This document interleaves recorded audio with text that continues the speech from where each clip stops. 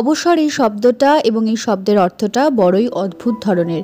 জীবনের 60টা বছর সকালে উঠে রোজ নিয়ম মাফিক রেডি হয়ে অফিস টাইমের বাস কিংবা মেট্রো ধরে ভিড় ঠেলে পৌঁছানো কর্মক্ষেত্রে, তারপর কর্মক্ষেত্রে কাটানো সেই মূল্যবান সময়গুলো, সেই সময়ের ভিড়ে নেওয়া অনেক অনেক কাজের অনেক ফিরিস্তিগুলো, এই সবগুলোই হঠাৎ করে 60 বছর পর একটা বিকালে ফুরিয়ে যায় এবং তারপর বাড়িতে বসে কাটে অবসরের দিন, অবসরের চা, অবসরের সময়। তাই অবসর শব্দটা সত্যি ভীষণ অদ্ভুত ধরনের।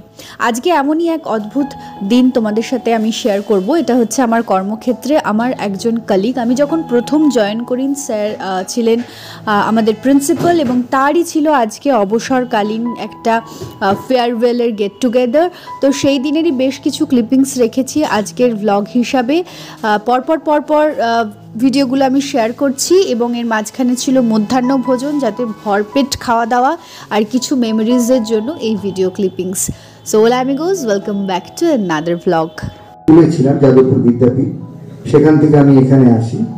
অর্থাৎ বলতে গেলে সারাটা জীবনই আমার ছাত্রর সাথে। বুঝতেই পারিনি কি হলো না হলো।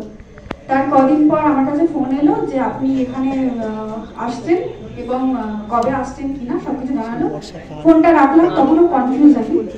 তারপরে আমি যখন কলেজে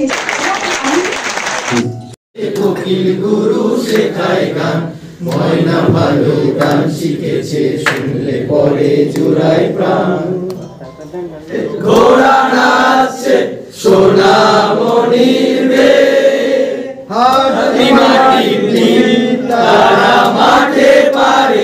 বহু আগে পাস আউট করা স্টুডেন্টসরা এসেছিল স্যারের সাথে দেখা করতে উপহার নিয়ে। অনেকজন ছাত্রে গমগম করছিল হলটা, আর ফিরলাম মন খারাপ নিয়ে।